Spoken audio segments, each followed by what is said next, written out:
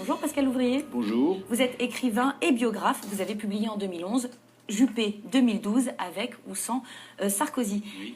En quelques mots, qui est Alain Juppé? Qui est cet homme?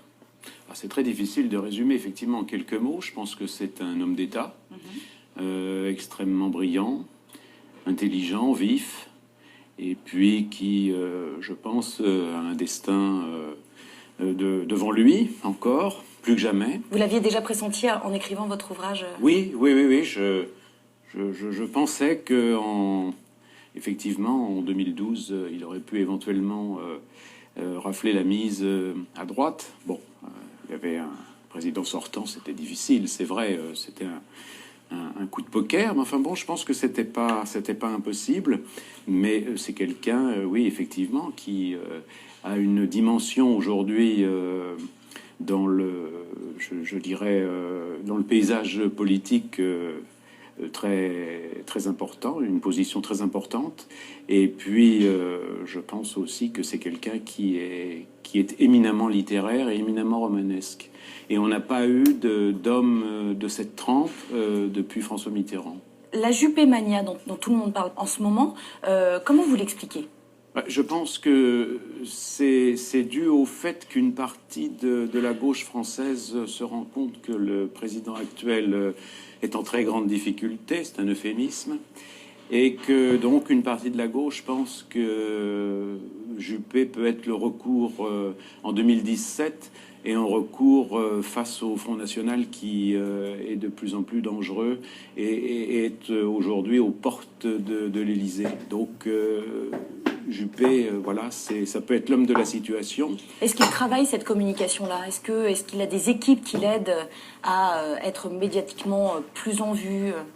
Oui, je crois qu'il pratique ce qu'on appelle la théorie des petits cercles.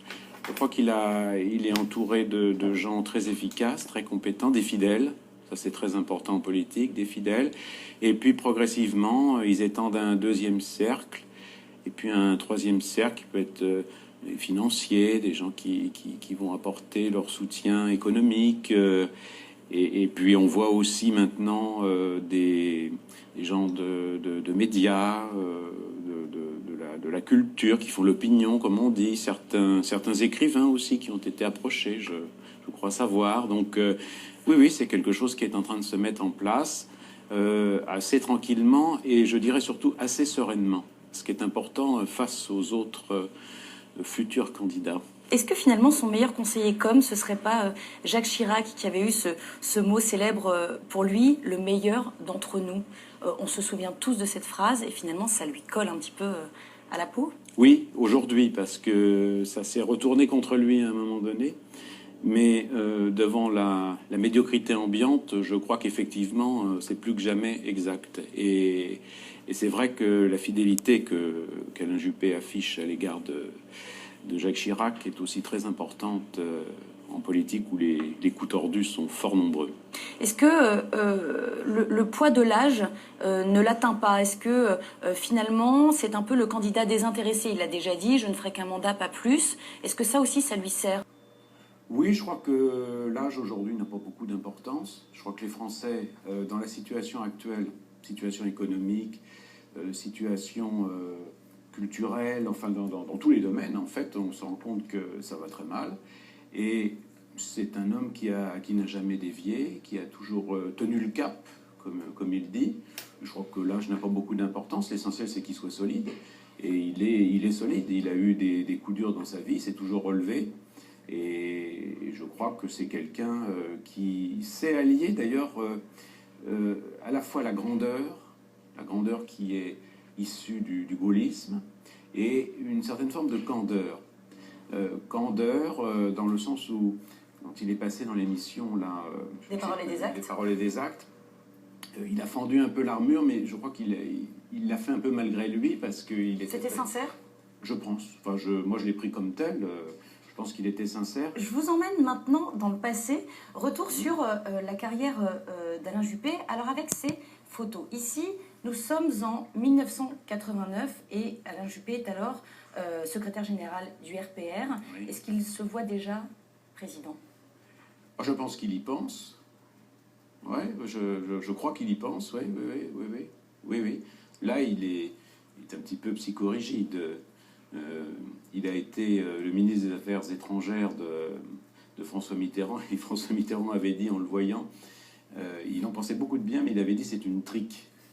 Et là, c'est un peu une trique, là, hein, un peu rigide, là. On passe maintenant à 1995 avec le premier gouvernement Juppé, donc il est Premier ministre à l'époque, et ces fameuses Juppettes, voilà les femmes qu'il avait choisi de faire intégrer dans son gouvernement. Est-ce que là aussi c'était un effet de com'? Je pense pas. Je pense pas. Je pense qu'il a vraiment voulu mettre en avant des femmes. Il le prouve aujourd'hui à la mairie de Bordeaux. Donc je pense que... Non, je pense que c'était pas franchement un coup de com'. En revanche, après, ça s'est assez mal passé et il a fallu resserrer l'équipe. Et là, les Juppettes, elles ont disparu. Est-ce que c'était une période sereine pour lui? Non, je pense que quand on est Premier ministre, c'est pas vraiment serein. Et quand on est obligé de préparer le plan de réforme des retraites, notamment, et qu'on a Jacques Chirac qui parle de la fracture sociale et qui va donc faire le contraire de ce qu'il a promis, c'est assez casse-gueule. Et je pense que non, il n'y avait pas beaucoup de sérénité. D'ailleurs, il l'a reconnu après. C'était pas facile du tout. Mais je crois que c'est pas facile d'être Premier ministre. Certainement. Dernière photo, voilà, là c'est Alain Juppé en 2004. Il vient d'apprendre donc qu'il est condamné par le tribunal à 1 an d'inéligibilité pour les affaires des emplois fictifs à la mairie de Paris. Qu'est-ce qu'il se passe à ce moment-là dans sa tête?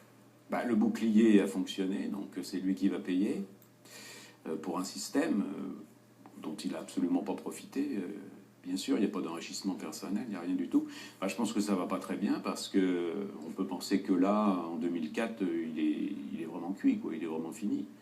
Alors, il va partir au Canada. Je pense que ça lui a fait du bien parce qu'il y a eu une profonde remise en question et ça a été salutaire. Et ça lui sert encore aujourd'hui? Je crois. Je crois que ça a été profond. Il y a eu une profonde métamorphose. Il y a 2 temps forts, me semble-t-il. C'est La Tentation de Venise, un titre que je trouve vraiment génial, en tant que littéraire. Là, il a envie de tout plaquer, tout arrêter, puis il dit non, c'est pas possible. Je suis vraiment fait pour la politique. J'aime la France, j'aime mon pays. Bon voilà. Et puis là, en 2004, oui, je pense qu'il est cuit. Il y a beaucoup d'hommes politiques qui s'en seraient pas sortis, qui se seraient pas relevés. Là, le pain des Landes était quand même mal en point, était presque déraciné. Mais il a su...